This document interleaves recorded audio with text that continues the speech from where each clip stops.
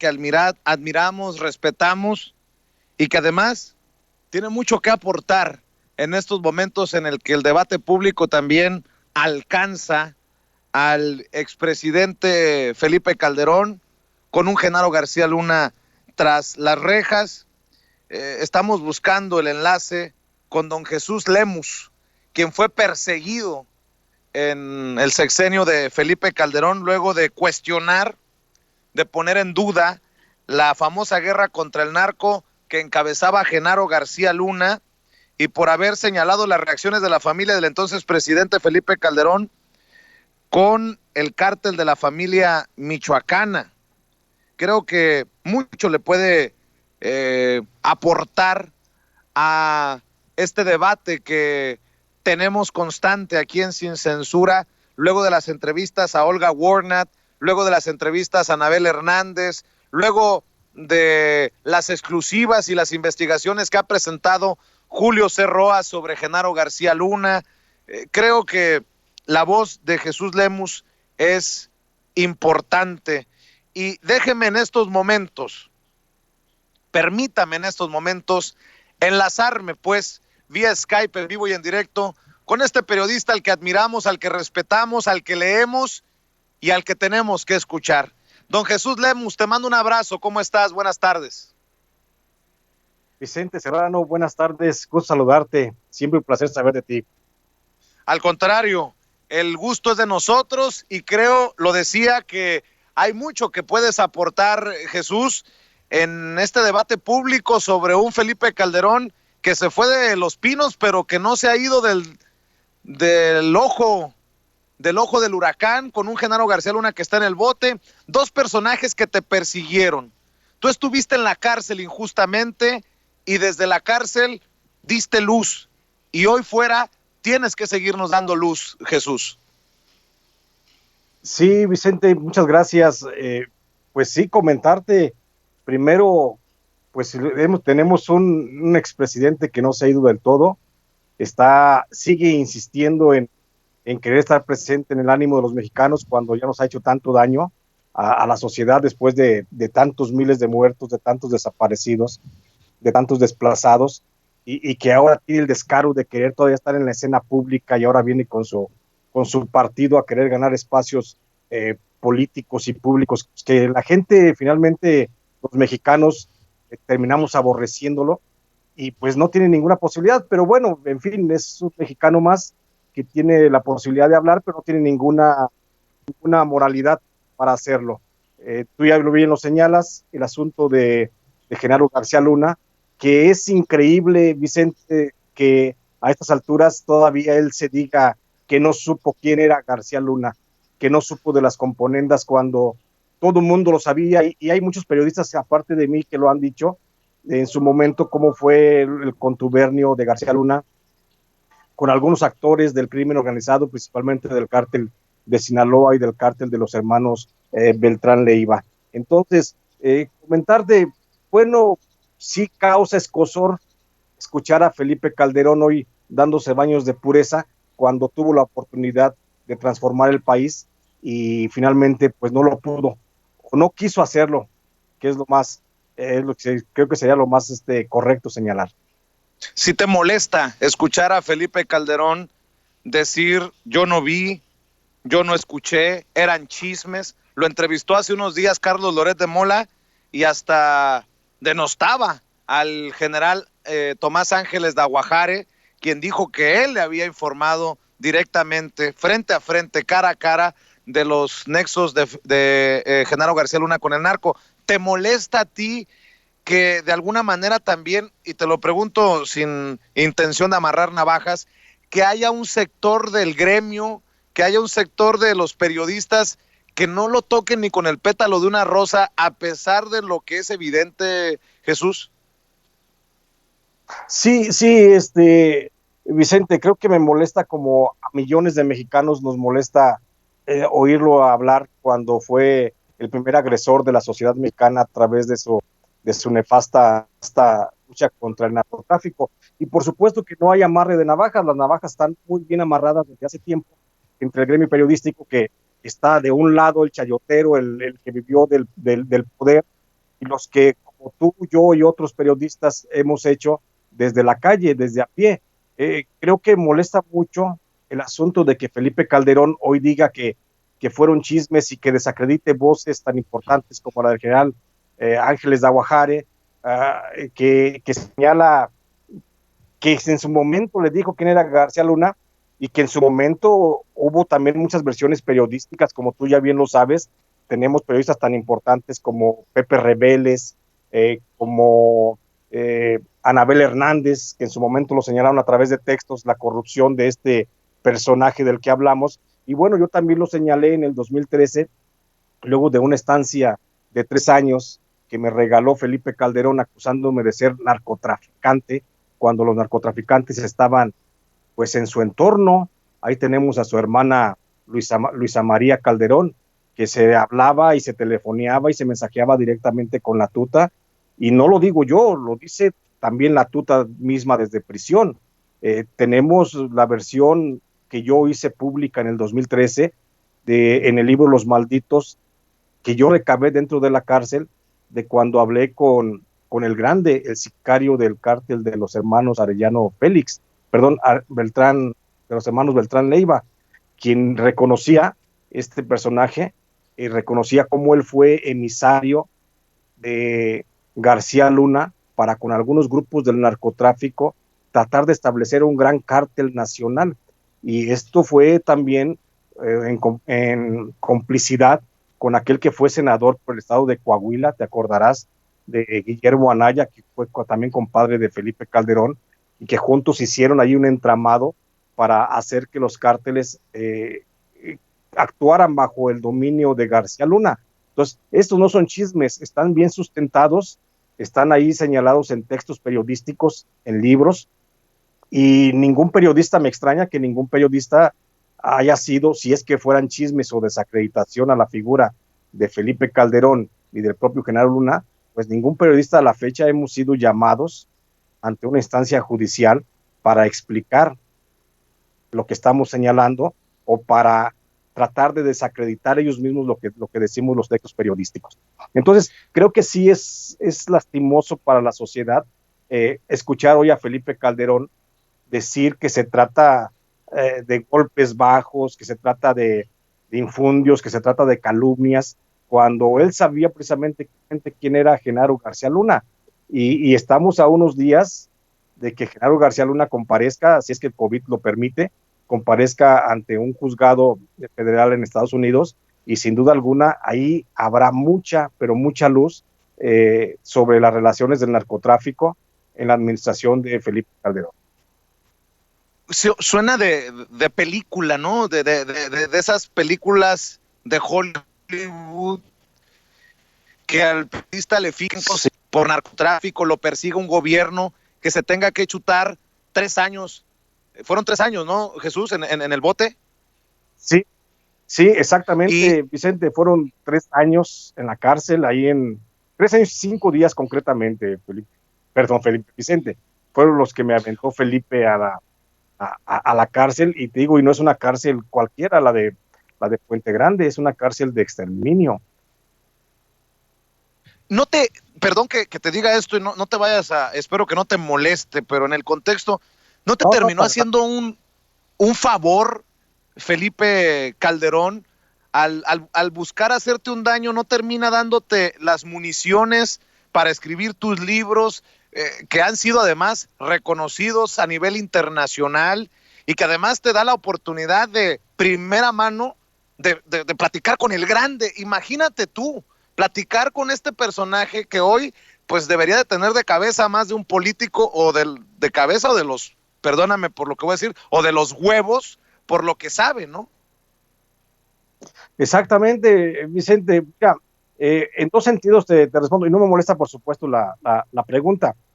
Felipe terminó haciéndome, queriéndome joder, se jode él mismo, porque me manda precisamente, me da una beca para hacer una maestría en delincuencia organizada con los propios dueños del narcotráfico en México. Por un lado, en el aspecto profesional, sin duda alguna, me fue bien, porque hice relaciones, sin duda alguna, como de preso a preso, hice relaciones con los narcotraficantes más importantes en ese momento en el país. Pude platicar directamente con Rafael Caro Quintero, con el Mochomo, por ejemplo, Alfredo Beltrán Leiva, y claro, una de las joyas que tengo por ahí de las pláticas es precisamente Sergio Enrique Villarreal Barragán, el grande. Entonces, en el aspecto profesional, sí me ayudó, sí me mandó a donde cualquier periodista quisiera estar en un momento dado, no dentro de la cárcel, pero sí hablando con ese tipo de fuentes informativas que desmarañan un poquito lo que es el trama de la delincuencia organizada en México. Pero por otro lado, te lo digo, en el aspecto personal, pues me jodió la vida, me hizo que perdiera lo poco que tenía. Me pasé 3 años en la cárcel donde me acabé todo. A mis abogados pues los asesinaron, me quedé sin defensa. Entonces, eso de quedarme en la calle, salir con una mano delante y otra atrás, pues sí fue, y a eso súmale también el daño psicológico, el emocional y por supuesto el físico, porque después de la cárcel, pues yo salí con muchísimos padecimientos, de las golpizas, del encierro, de todo lo que puede implicar la cárcel. Entonces, por un lado sí me beneficia profesionalmente, pero me jode muy fuerte en el aspecto personal, porque ahora desde entonces, bueno, sigo siendo un periodista desplazado, no puedo estar en mi lugar de origen, y tú sabes que como personas gregarias a veces lo que necesitamos es estar dentro de nuestro entorno social, y yo me tuve que desarraigar de familia, de amigos, de pueblo, de mi localidad concretamente, para convertirme hoy en un periodista desplazado, y desde acá, desde la calle, seguir haciendo de manera muy discreta, porque siempre están las amenazas de muerte, seguir haciendo el trabajo periodístico que se requiere tanto en este país. Eh, ¿Siguen las amenazas de muerte, oye, Jesús? Sí, por supuesto, Vicente, sabes, porque pues no me he quedado quieto, la verdad, después de que terminé mi estancia en la prisión, de que salgo finalmente absuelto de los cargos que me señalaba el gobierno federal, concretamente el área de inteligencia de Genaro García Luna, que decía que yo era el jefe de la familia michoacana en el estado de Michoacán y parte de Guanajuato. Después de eso salgo y comienzo a hacer mi trabajo, mi periodismo, pero ahora lo hago pues prácticamente en libros, y los libros pues no son no he tocado temas muy blanditos, no he aplaudido a nadie, sino que he señalado la colusión que existe entre el narcotráfico y los actores políticos de la pasada administración y de la de Felipe Calderón, por supuesto, y sobre todo también hago mucha referencia en estos textos, y por eso vienen las amenazas, a cómo algunos poderes fácticos, como el sector empresarial concretamente, está aliado en algunas partes del país con grupos de narcotráfico para apropiarse de los recursos, del suelo, del agua, de los bosques, y están arrebatando a las comunidades completas, comunidades indígenas, están arrebatando su único bien para seguir engordando pues sus capitales a través de la industria minera, de la industria refresquera, de las textileras, y eso es prácticamente lo que estoy tocando en mis libros, y consecuentemente ahí vienen las amenazas. Entonces, no es tanto la amenaza que venga desde el 2008 que fui yo a la cárcel y en el 2011 que salí, no son esas amenazas, sino que cada vez estoy acumulando nuevas amenazas por el hecho de lo que estoy publicando en los textos, en mis libros, pues. Quiero decirle a la gente que eres autor de por lo menos 8 libros, y corrígeme si me equivoco o me falta alguno. Los Malditos, 2013. Mireles el Rebelde, 2014. Cara de Diablo, 2014. Michoacán en Guerra, 2015. Tierra sin Dios, 2015. El Último Infierno, 2016. México a cielo abierto, 2018. Y El agua o la vida, 2019, en el que abordas temas desde seguridad nacional, narcotráfico, los derechos humanos, los desplazamientos sociales y la corrupción oficial. ¿Me faltó alguno?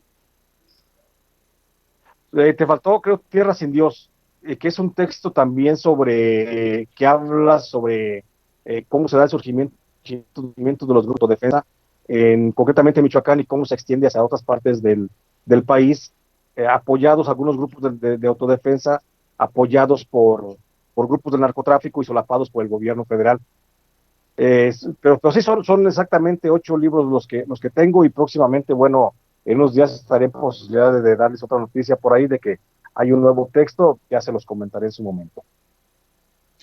Pues será muy interesante. Oye, preguntarte, tú exhibes las llamadas entre la Tuta y Cocoa Calderón, la hermana de Felipe Calderón. Tú señalas a Genaro García Luna y a Felipe Calderón. Déjame preguntarte, ¿cómo estamos hoy? ¿Cómo estamos comparado con el México o con el gobierno que te mete a la cárcel, te persigue, te finca responsabilidades?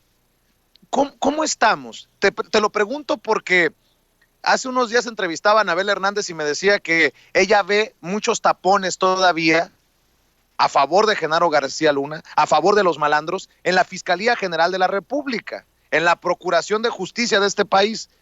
¿Tú cómo ves al México de Puente Grande que te tocó sufrir, al México de Peña Nieto de la simulación y la impunidad, y a este México que nos propone Andrés Manuel López Obrador, quien hoy cumple 2 años de haber ganado las elecciones? ¿Podrías ayudarme a hacer un análisis? Creo que tú tienes, precisamente por tu caso, una gran autoridad moral para decir cómo ves las cosas. Gracias. Bueno, Vicente, yo pienso que lo que estamos viviendo, pues no, lo que le toca al presidente López Obrador, y espero no me traicione, porque la verdad es que el presidente López Obrador me cae muy bien, pienso que es un buen político. No me cae muy bien muchas gentes que lo rodean porque están haciendo su juego, pero creo que al presidente López Obrador le tocó el México del desafío.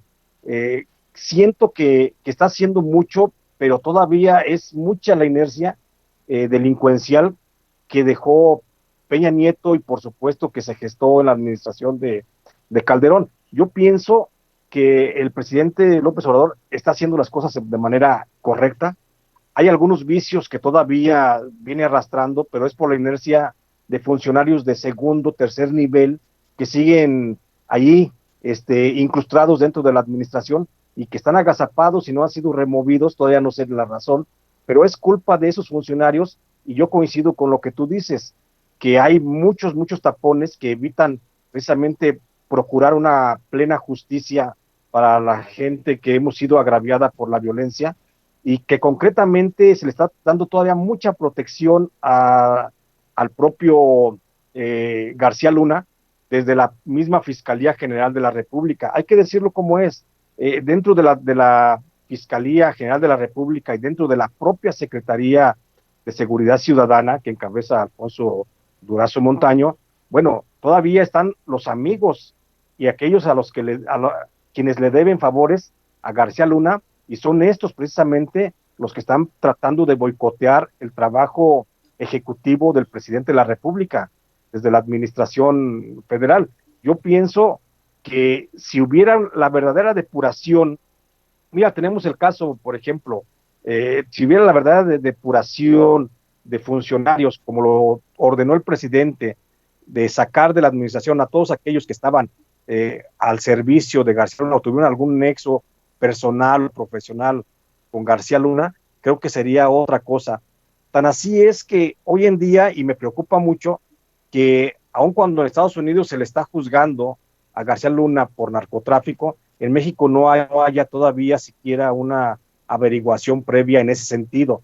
Se ha hablado de congelamiento de cuentas del extraordinario trabajo que hace el doctor Nieto desde la unidad de inteligencia financiera de la Secretaría de Hacienda y Crédito Público, pero creo que todavía falta más. Creo que a García Luna se le debe de perseguir, no tanto por delitos financieros, y que, bueno, al menos que esos, que diera cuenta de esos, pero se le debe perseguir por su relación justamente con el narcotráfico. Yo pienso que en esta administración la estrategia de seguridad creo que está bien planteada. Creo que van a pegarle, ya lo vimos cómo le pegaron al cártel Jalisco Nueva Generación con el congelamiento de centenares de cuentas, y creo que si esa estrategia se comienza a aplicar a otros cárteles importantes como el de Sinaloa, o como los Templarios, o como los Zetas, o como el del Golfo, creo que de alguna forma podremos avanzar en ese sentido, Vicente. Mientras, considero yo que siguen ahí estando los bloqueos internos, el fuego interno que están haciendo agua en esta lucha contra el narcotráfico del presidente López Obrador. Creo que a eso debe de prestarle atención el presidente Andrés Manuel López Obrador. Si buscamos la procuración de justicia, nadie lo señalaría a él, porque creo que muchos lo hemos investigado y no le hemos encontrado ningún rastro de corrupción. Eso lo he dicho una y otra vez, me lo ha dicho Anabel Hernández, seguramente tú puedes abonar a eso, pero son las personas que están precisamente a cargo de tal vez la tarea más importante para el gobierno de la Cuarta Transformación, el serenar el país. Ahí está el meollo del asunto. Exactamente, Vicente. Yo, en lo personal, pienso, con los elementos de prueba que tengo, no he encontrado tampoco ninguna perversidad personal o política de parte del presidente López Obrador. Creo que es un hombre bueno, es un hombre bien intencionado. Tenemos por primera vez un presidente cercano a la gente, con el sentir de la gente, con el pulso del pueblo. Creo que es un extraordinario presidente, pero lo que no me cuadra bien es, por ejemplo, gente, insisto yo, Alfonso Durazo Montaño, que está al frente de la Secretaría de Seguridad y que estoy seguro que no dura mucho porque va a tener que ceder por decenas de situaciones que han pasado en el país, pero considero que es parte del equipo el que le está fallando y que el presidente creo que sí está cumpliendo. Yo insisto, el presidente López Obrador es un hombre bueno, es un buen político, y creo que está haciendo las cosas como lo haría alguien del pueblo, no con una visión de un sector o de un grupo político, empresarial en la cúpula del país. Creo que lo está haciendo con una visión de pueblo, y eso es muy bueno, y ojalá a la larga eso rinda frutos, y que ojalá, fíjate, qué buena la coyuntura esta, Vicente, ojalá ahora que se reúne con el presidente Trump, ojalá tocaran el tema en lo privado, ahí en lo inmediato, tocaran el tema de cómo ver la posibilidad de repatriar a Genaro García Luna, porque Genaro García Luna, sin duda alguna, va a alcanzar una sentencia a lo mucho de 20 años por los delitos que se le imputan, pero si se le trae a México es cárcel de por vida, estoy seguro, porque los delitos que se le podrían imputar a García Luna en México no se limitarían únicamente a lavado de dinero o desfalcos del erario, sino que iría más allá también del narcotráfico, iría sin duda alguna a responder por la desaparición de personas, por los asesinatos de personas. Entonces, creo que sería muy interesante que el presidente López Obrador pudiera tocar el tema García Luna en lo cortito con su homólogo de Estados Unidos, para que nos diera una buena noticia dentro de toda esta crisis que tenemos en el país. ¿Se va también Felipe Calderón, Alba?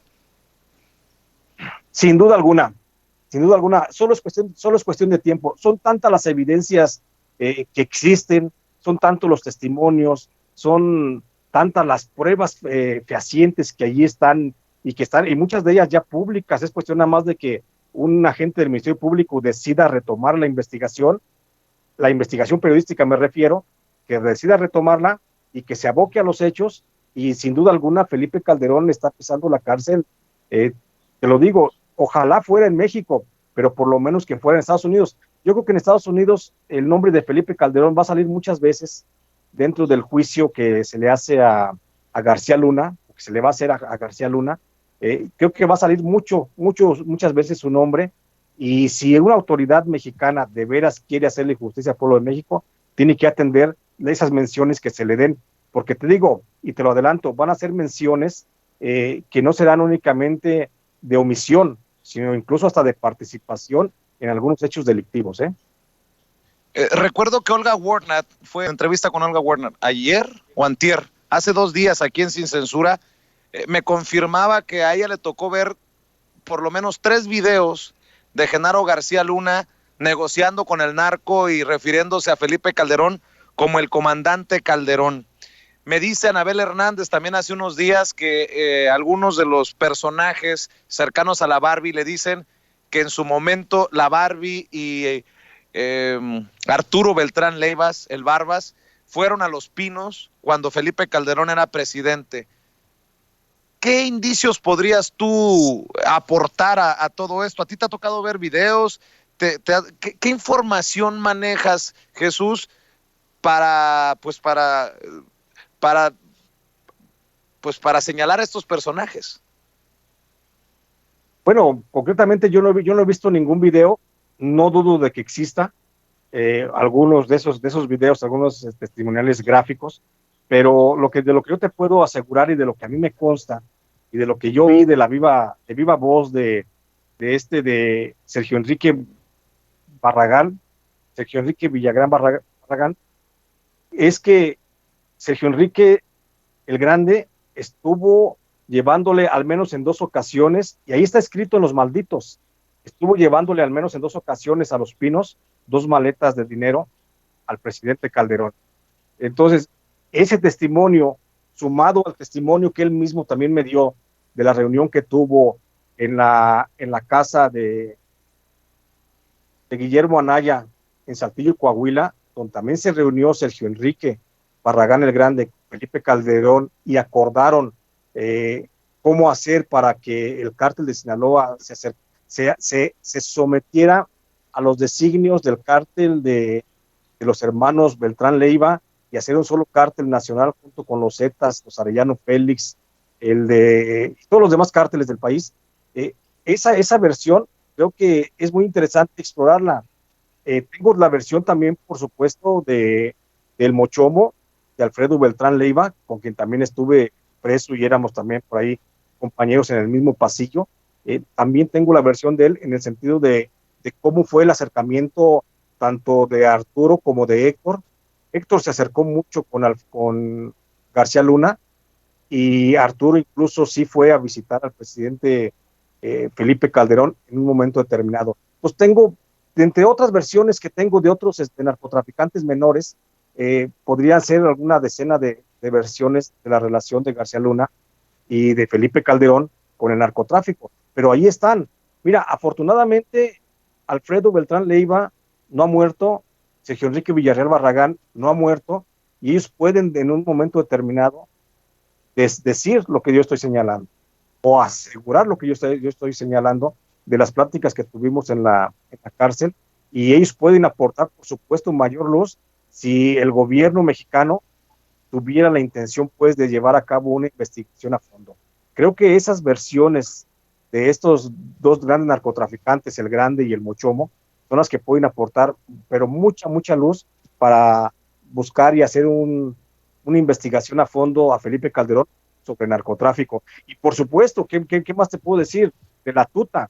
La Tuta hoy está en prisión y hasta donde tengo entendido se encuentra enfermo creo que de cáncer de páncreas. Él puede todavía decir cómo fue la relación del cártel de los Caballeros Templarios en Michoacán, cuando él estuvo al frente y se acercaba mucho con Luisa María Calderón Hinojosa.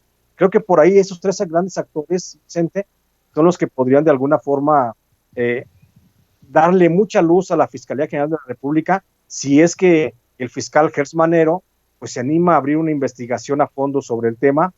Ya vimos que sí tiene los tamaños, ya va contra Tomás Herón, entonces ojalá también se anime a ir contra García Luna y comience a buscar esas versiones de estos narcotraficantes que yo señalo. Jesús, de tu tiempo, pero creo que es importante que nos comentes quiénes son estos personajes, cómo conoces a Caro Quintero. Imagínate, Rafael Caro Quintero, el narco de narcos. ¿Cómo es que tú platicas? Ellos sabían que tú eras periodista, ellos sabían que eras un perseguido de Calderón. ¿Cómo surge esta relación para platicar con los grandes capos, el Grande, el Mochomo, Caro Quintero y con todos los hombres pues más peligrosos, digámoslo de una manera clara, en Puente Grande? ¿Cómo fue esto? ¿Cómo surge esta relación? Mira, Vicente, surge de una forma casi tan natural, pero déjame hago nada más hincapié en una cosa.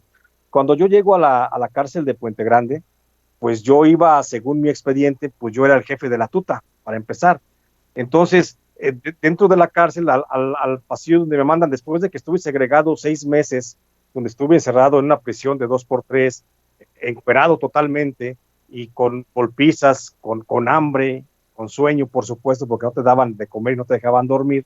Después de que me trasladan de esa área al área de los reos más peligrosos, porque la cárcel federal de Puente Grande es para presos muy peligrosos, pero dentro de la cárcel de Puente Grande hay un sector, hay un área donde están los más peligrosos de los más peligrosos.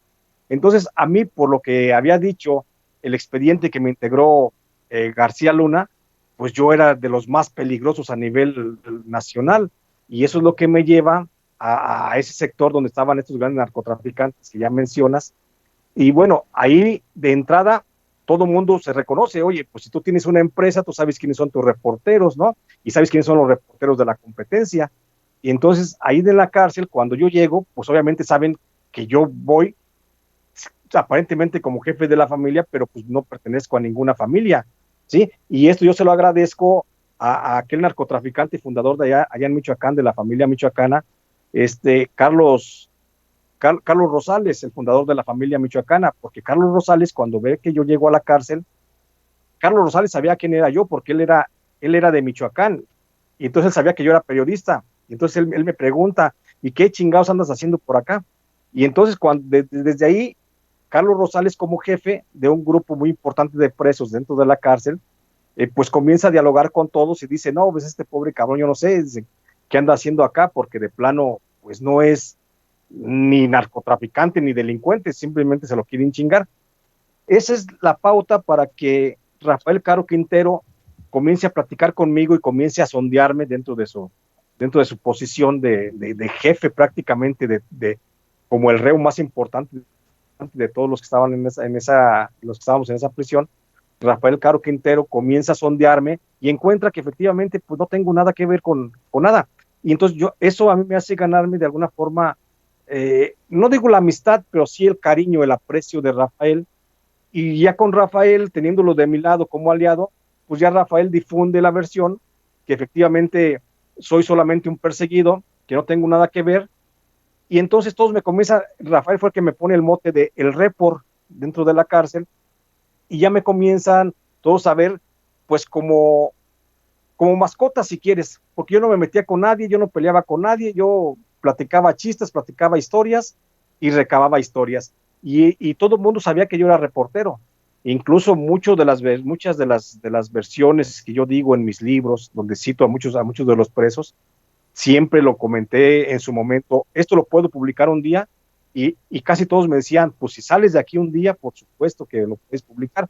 Entonces, de esa forma es como me voy ganando un poquito el cariño de los presos. A esto le agrego otra cosa, me comencé a ganar el cariño de todos los presos porque pues en la cárcel no tenía nada que hacer, no hacía nada, entonces yo prácticamente me rentaba para hacer poesías, y yo escribía poesías para algún preso, y que si se acercaba el cumpleaños de la hija, de la hermana, de la mamá, de la esposa, del hijo, del primo, de lo que fuera, muchos presos regalaban poesías, y entonces me las encargaban a mí, y yo era el que hacía la poesía para la esposa o la novia de tal narcotraficante, y eso fue lo que hizo que muchos de esos presos pues me comenzaran a ver así como, pues como lo que yo era, ¿no? Como un preso inocente, y muchos me contaron historias, muchos me contaban su vida privada, su vida particular, y así fue como me hice de esas historias, Vicente.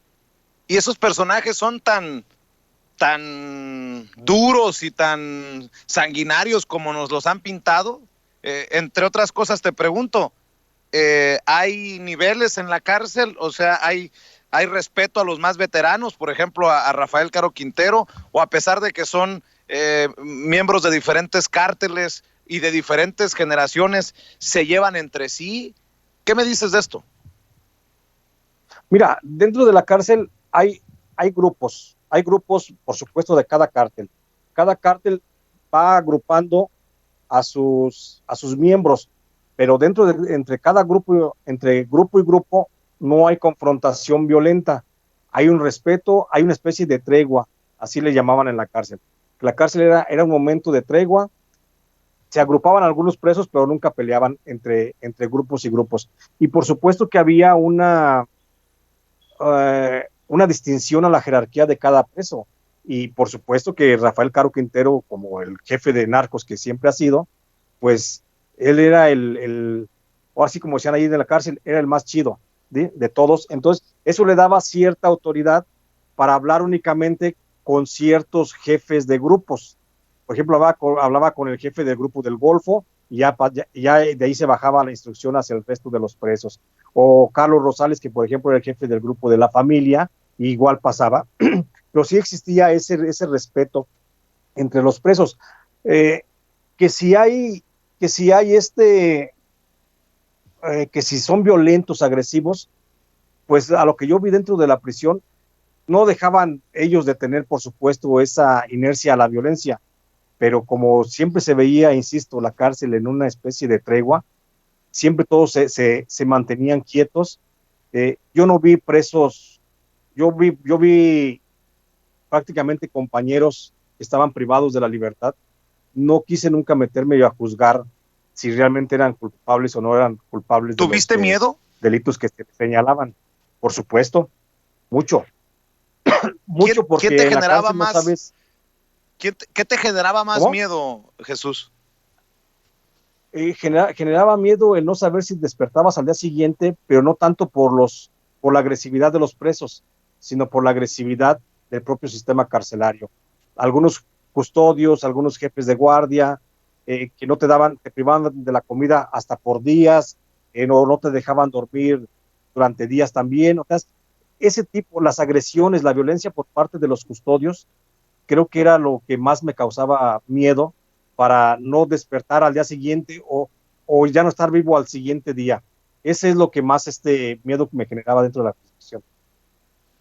Oye, Sí, yo no sé si deba, pero ahí va, total. Así somos a échala, veces de provocadores los periodistas.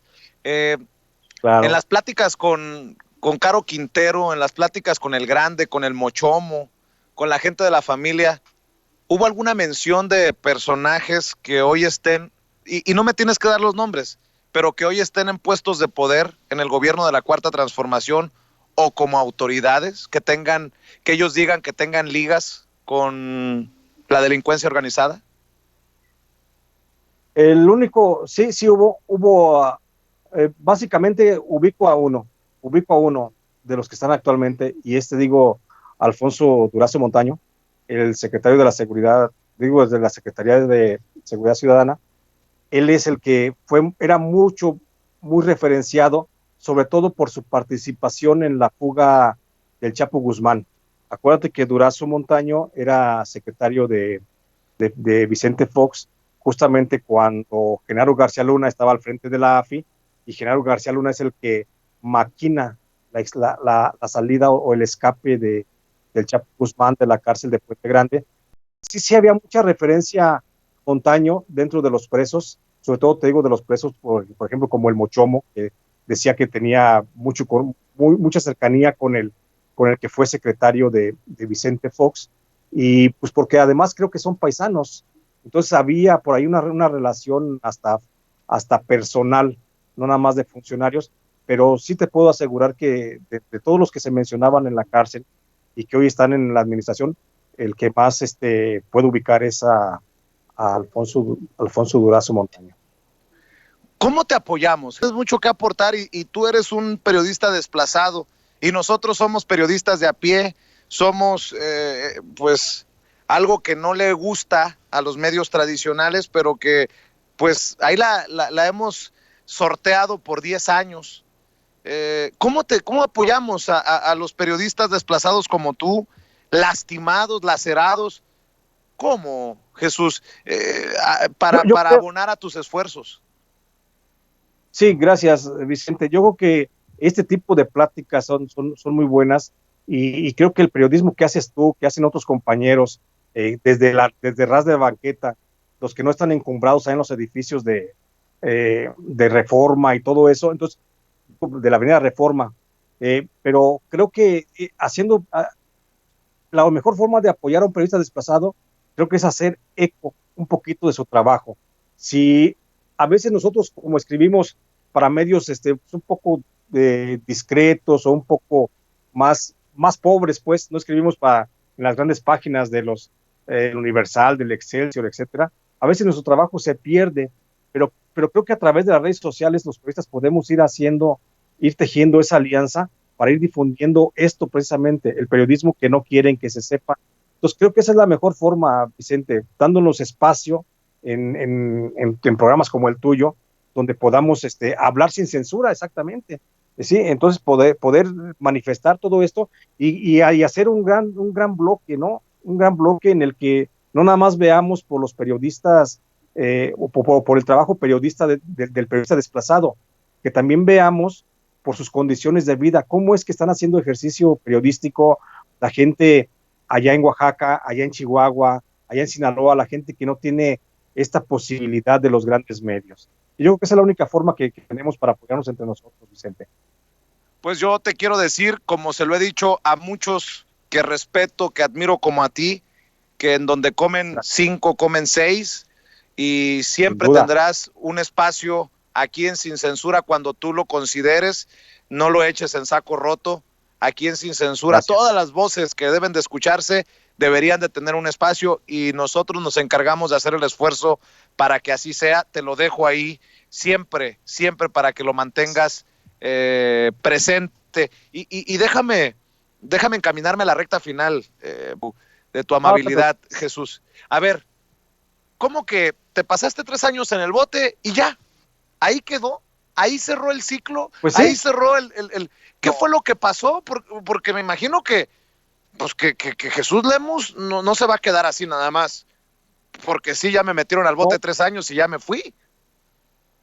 No, por supuesto que no. Yo cuando salgo de la cárcel, prácticamente ya estaba de salida la administración de Felipe Calderón. Luego viene la de Enrique Peña Nieto, viene una serie de amenazas por la publicación del libro, todavía con la inercia del Calderonato. Y bueno, yo he sentido un poco de tranquilidad ahora que llegó el presidente López Obrador. ¿Qué estoy haciendo? Le estoy reclamando al gobierno únicamente que me repare el daño, que reconozca que metieron a la cárcel a un preso, a una persona inocente, y que pasé 3 años de mi vida gratis, encerrado y en penuria. Y entonces eso es lo que estoy exigiendo. Lo que hoy exijo es que la Comisión Ejecutiva de Atención a Víctimas me reconozca mi calidad de víctima, porque ni siquiera eso ha podido pasar en esta administración, Vicente.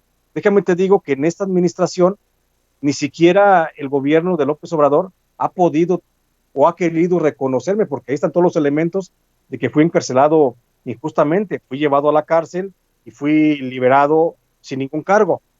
Pero aún así no se me quiere reconocer, no se me ha querido reconocer por parte de la Comisión Ejecutiva de Atención a Víctimas, y ese es ahorita mi gran pleito. No me estoy quedando quieto, estoy demandando al gobierno mexicano, la administración que sea, para que ante la Comisión Interamericana de Derechos Humanos, para que se me reconozca que fui una víctima de la violencia del gobierno de Felipe Calderón. Eso es lo que estoy haciendo, sobre eso es lo que estoy batallando hoy. Me estoy enfrentando con muchas trabas. Fíjate lo que te decía, creo que el presidente López Obrador es una persona buena, pero muchos de sus funcionarios no siguen la misma línea, y ahí está la Comisión Ejecutiva de Atención a Víctimas, que no nos atiende, que no nos está considerando para la reparación integral del daño, ni siquiera para que se nos reconozca como víctimas. Y esa es ahorita mi gran pelea, en eso estoy yo abocado de tiempo completo, para que la Comisión Ejecutiva de Atención a Víctimas pues diga que se me encarceló de manera injusta y se reconozca de manera pública, y por supuesto haya una disculpa del Estado hacia mi persona. Y una reparación tal vez por esos años y por todo el daño que te han hecho, ¿no, Jesús? Yo creo que el pueblo de México no se opondría a pensar que hay una reparación para un periodista que fue perseguido como tú. Sí, estoy también reclamando en ese sentido, que haya una reparación, por lo menos que se me paguen mis 3 años que estuve encerrado, y ya no puedo recuperar la salud porque quedé muy afectado física y psicológicamente, pero por lo menos que se me pueda reparar lo que perdí estando yo en la prisión, tratando de mantener una defensa, pagando abogados y quedarme prácticamente en la calle y comenzando prácticamente de ceros al día de hoy. Pues nuestro compromiso es que tu caso también sea escuchado en la mañanera, dame la oportunidad de plantearlo, porque creo que es importante que, pues ni modo, que en este gobierno se corrijan, se limpie el mierdero que dejaron gobiernos como el de Calderón y de Peña Nieto, y perdón por ser tan escatológico, pero esto precisamente lo demuestra, Jesús.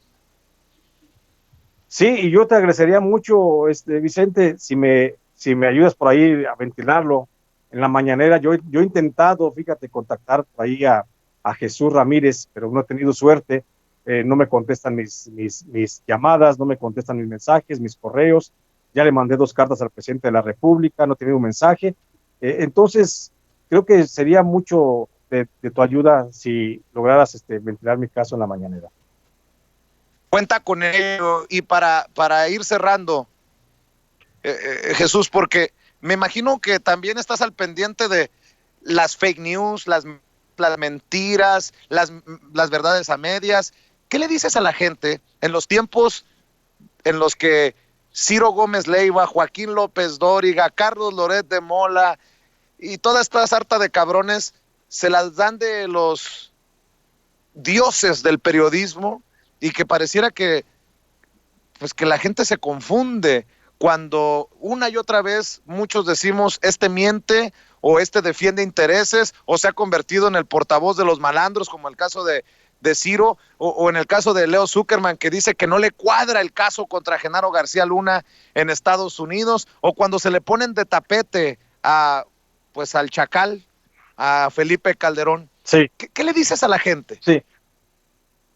Yo le diría a la gente, y la posibilidad con esta posibilidad que tengo de tu amplio auditorio, de que no hay que dejarnos engañar. Yo pienso que tenemos un presidente al que debemos escuchar, porque finalmente viene siendo nuestro guía político, y creo que debemos de atender muy bien su mensaje. No debemos tanto de llevarnos a la polarización y tratar de encarnizarnos y matarnos unos contra otros.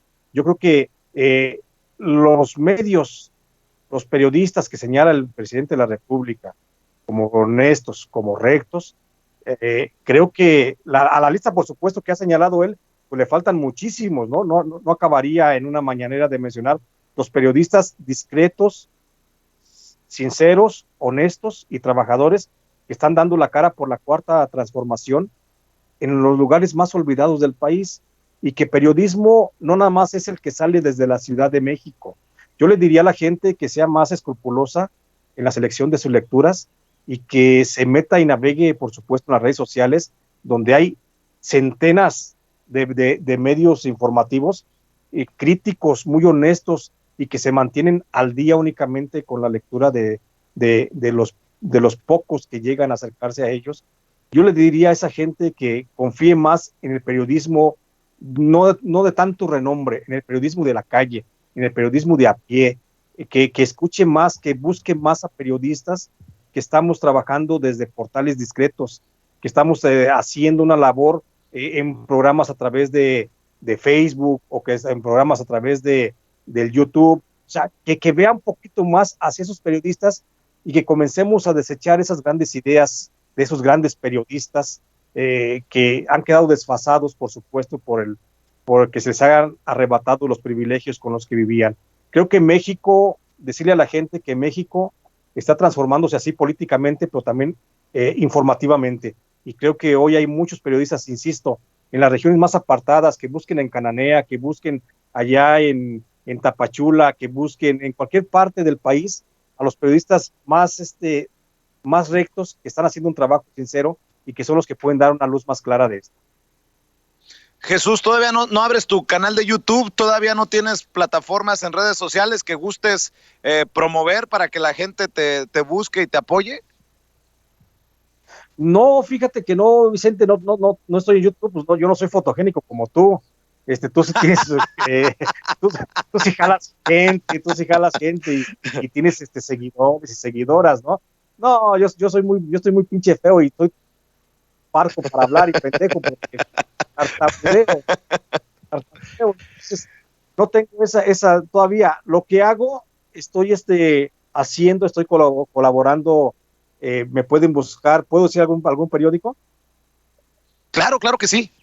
Puedo Estoy colaborando actualmente con un medio de la Ciudad de México que se llama eh, Ángel Metropolitano.